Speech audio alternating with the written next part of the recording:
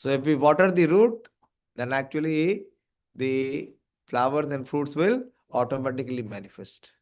If we fail to water the root, what will happen? The tree will dry and die down.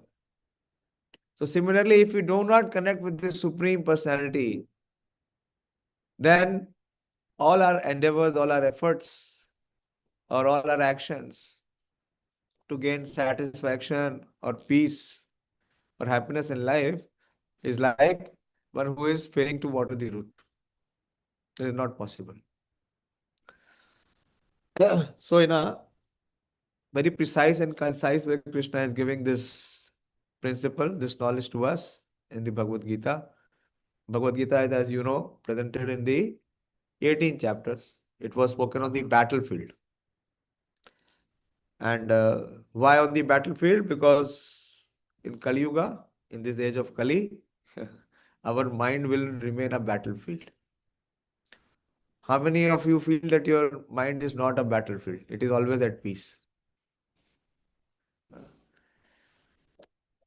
So how to settle the mind? By using the knowledge of Bhagavad Gita. To purify the mind, we need to chant mantra. And to purify the intelligence, we need to receive knowledge from the Supreme Lord. And to purify the body, we require to perform austerity. So the gross body functions because of the subtle body. Like this computer works, this is a hardware. It works only on the software. If there is no software, it cannot work. So in our body, this gross body is the hardware. But it functions on the subtle body, which is the software.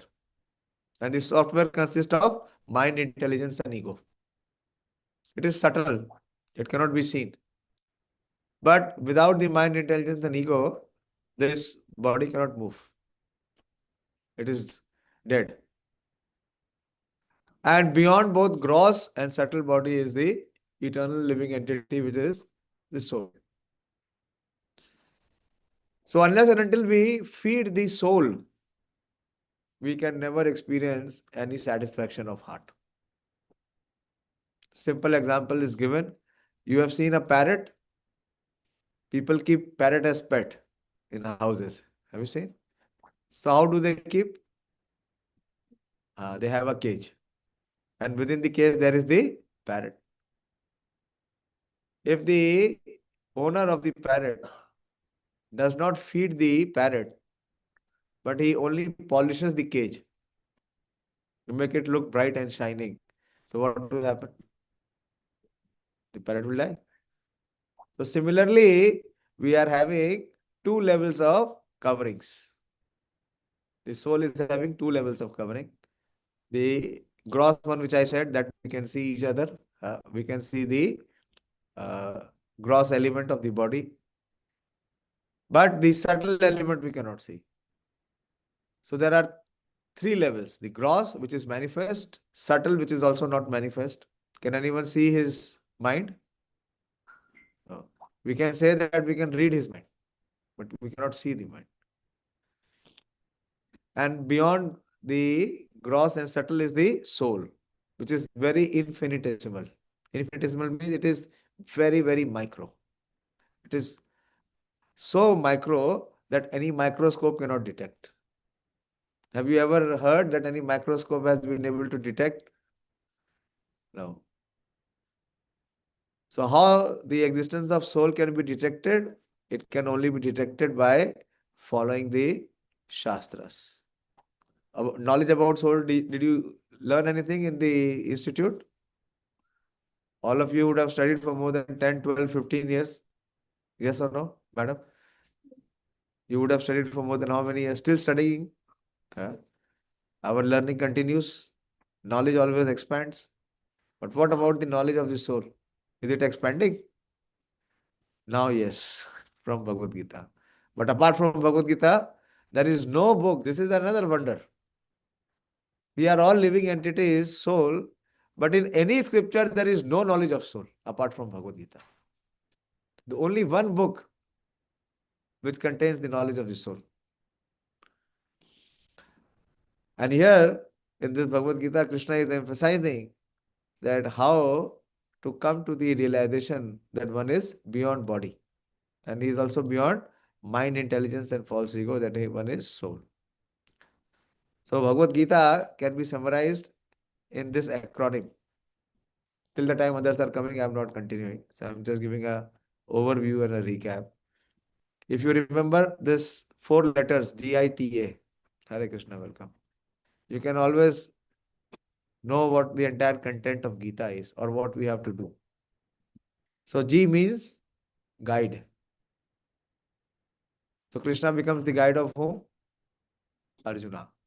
So in we have Krishna's representative as our guide or as our guru, then our journey of Gita can begin. Very important. And if we don't have, it will never begin. Just by hearing Gita is not sufficient. What is the evidence? What is the pramana? On the battlefield, how many were hearing Bhagavad Gita? Almost everyone. Did anyone understood Bhagavad Gita? Only one person understood Bhagavad Gita. Who understood? Arjuna. No one else understood Bhagavad Gita. Because no one else surrendered to Krishna. Arjuna said, Shishyaste ham shadimam tvam prapannam. That now I am a soul surrendered unto you. I have become your disciple. So please instruct me. That means he was sincere and serious to follow the instructions of Krishna. So unless and until we come to this platform of accepting Guru and guide, the journey of Gita cannot begin. And immediately what Guru does? Guru instructs. Guru gives instructions. What kind of instructions? Spiritual instructions. So Krishna gave the instruction in the form of spiritual identity. First he chastised Arjuna, heavily chastised Arjuna. What did Krishna tell Arjuna? That you are not important as you are assuming yourself, but you are important. Calling a chivalrous fighter like Arjuna as important. This is the, highest degree of insult that can be inflicted.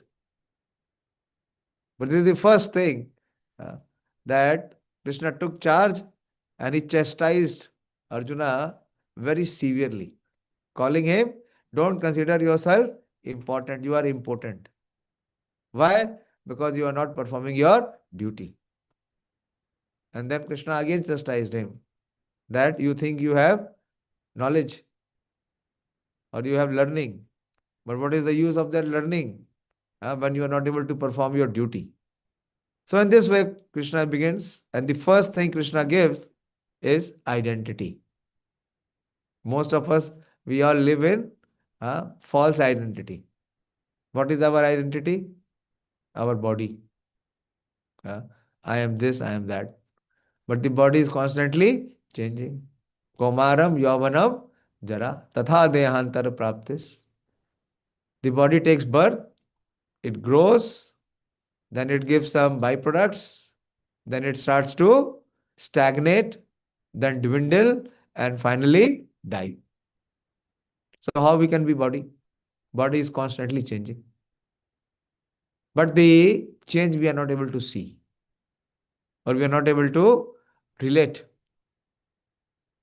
If you see, if people come and meet you after long, your friend or relative comes and tell you, they meet you after a few years and they come and say that you have completely changed. What is our reply? What do we say? Do we say, yes, I have completely changed? Huh? What do we say? I am the same. Huh? Where is the change? Yeah. Because the soul is changeless. So Krishna gives the identity. So I stands for identity. Krishna gives the identity. And what is the identity? That we are beyond body and we are beyond the software also. Neither we are the hardware nor we are the software. We are beyond both. We are the spirit soul, which is eternal. Software also requires always upgradation. You see, whenever I'm trying to switch on the laptop, many times what it says, update. Updation is required. Uh, So the mind is constantly changing, isn't it? So if we try to connect ourselves with the changing body, identify ourselves with the changing body or the changing mind, what will be the result? We will remain miserable because both will not stay.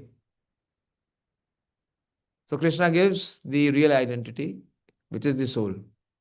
But again, it is mere information. There is no realization. Do we have any realization that we are not this body, we are soul? It is just a piece of information. So that does not help. Does it help? No. It is just like, the parrot and the hunter story. You have heard the parrot and the hunter story? The parrots were told that the hunter will come, he will spread the net, and he will put some grains. So don't get allured by the grains, because through the grains, he will catch you in the net. So they all learnt it. शिकारी आएगा, जाल बिछाएगा, दाना डालेगा, दाने के पीछे जाना नहीं, जाल में जकड़ना नहीं. लेकिन what happened? They all fell prey victim. So we all know that we will all die one day. But are we prepared to face death? Death can come anytime. Will it give us some notice? No. So it is just a piece of information which we don't even care. Do we care for it? We don't care. That we may be Atma and we have to, then we are not this body and this body has to die. We are not preparing. But Krishna and Bhagavad Gita gives the principle and the process both. What is the principle and the process? How to realize we are Atma. So first G stands for, you are noting? G stands for guide or guru. And what he gives? Identity through his instructions. To his instructions. And what are the instructions? He gives two duties. Every living entity in this human form of life has to perform two duties. What are the duties? Duties pertaining to this body and mind, which is called Swadharma, or called the occupational duties. Like student, what is the occupational duty? To study. If you are in student life, if you have been admitted here in IARI, out of 24 hours, you should spend at least 8 to 10 hours daily studying. This is your Swadharma. Swa means own self. And Dharma means according to the Varna and Ashram where you are placed. And if you don't do that, there will be sinful reaction for it. As simple as that. Why we are seeing people in the world are increasingly suffering? The reason is they are not performing their Swadharma. What is the duty of a housewife? To maintain the house, to prepare meals, to take care of husband and children. If they don't do that, then they are not performing their Swadharma. What is the duty of the husband? To go out and earn. So similarly, according to the classification of how we are placed, everyone has a Swadharma. And one Swadharma is not the same as the other. It is different. So two duties. The first duty is Swadharma. It is based on one's body. Is occupational duty. And the second is called the Sanatan Dharma. Swadharma will change. When you are student, your Swadharma is different. When you become professional, your Swadharma changes. When you become married, your Swadharma changes. When you become, grandfather, your Swadharma changes. But Sanatan Dharma, this Dharma pertains to the soul. So in today's context, no one is performing Swadharma and they have no information or knowledge about Sanatan Dharma. Sanatan Dharma is how to revive our existence as soul. That is called Sanatana Dharma. And that is same for everyone. It does not change. It is the revival of one's own awakening as a soul. So if we perform both, it is not that one performs one and he ignores the other or neglects the other. Like you have seen a railway track. If the railway track has parallel tracks, so if the train has to move and reach its destination, both the tracks have to be firm, grounded. Then only the train will move. So this is two duties. So in the second chapter, Krishna explains about both Swadharma and also the Sanatana Dharma. So when one performs both under the guidance of his spiritual master or guide, then he can come to the realization of Atma. So that is Gita. G stands for Guru or guide. I stands for identity. What is the identity? I am spirit soul. But how to have realization of this identity as spirit soul? When one performs Swadharma and Sanatan Dharma. Both, not one. And if we perform that, then we can come to the stage of Atma. Realize that who we are. So in the Bhagavad Gita, in the 10th chapter, we are talking about those who have come to that stage. How? By having relationship with Krishna, connection with Krishna. So let us begin now, the 10th chapter. So in the 10th chapter, so far we have seen, 9th and 10th chapter are the middle two chapters of the entire Bhagavad Gita, the most important chapters of Bhagavad Gita. Because in this chapter, Krishna is speaking about his opulences, his majestic opulences. And also Krishna is speaking about the relationship which is so sweet and which is everlasting. So in the 9th chapter we discussed, Krishna spoke about that whoever is my devotee, I will never abandon him, even if he performs any abominable action. And whoever becomes my devotee, for him, I will provide what he lacks and I will preserve what he has. So that talks about the intimacy, the sweetness of relationship with Krishna. That Krishna takes the charge of his devotees. भार उठाते हैं वो. क्या उठाया उन्होंने? He lifted Govardhan to protect his devotees. He can go to any length to serve his devotees. And in the 10th chapter, Krishna is talking about his majestic opulences. We will see Krishna will give a graphical representation of his various opulences. And before that, Krishna is giving this 4 essential verses. So entire Bhagavad Gita is summarized in these 4 verses. These 4 verses we should try and memorize and get a clear understanding. We did the 8th verse last time. Aham sarvasya prabhavo. Krishna declares that he is the source. He is the foundation of both the spiritual and the material world. And everything emanates from him.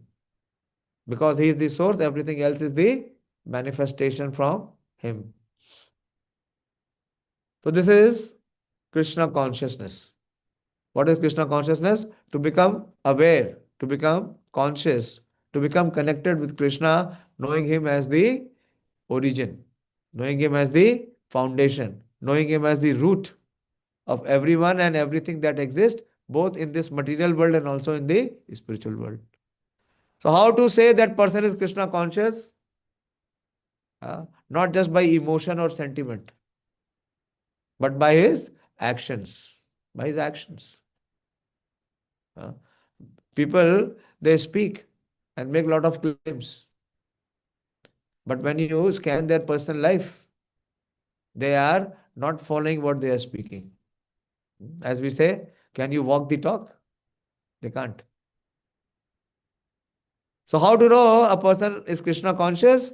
He is always engaged in devotional service. The next line says, you see, in the last verse, we didn't discuss this, that aham sarvasya prabhavo matta sarvam pravartate. So this is the source of everyone and everything. So what they do? They perform bhajan.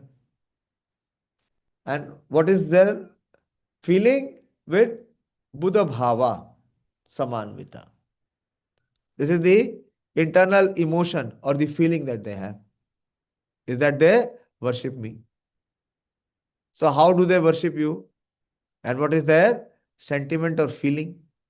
That Krishna is revealing in the next verse.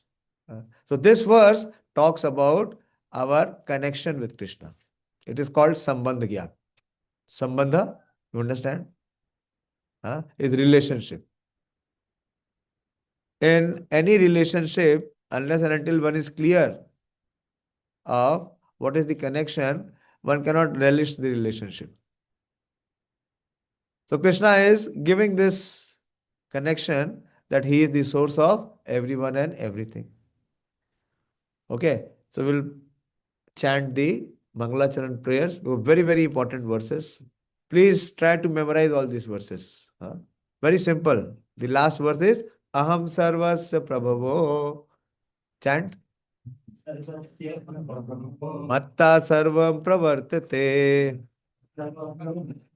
Iti Matva Bhajante Mam. Buddha Bhava Samanvita.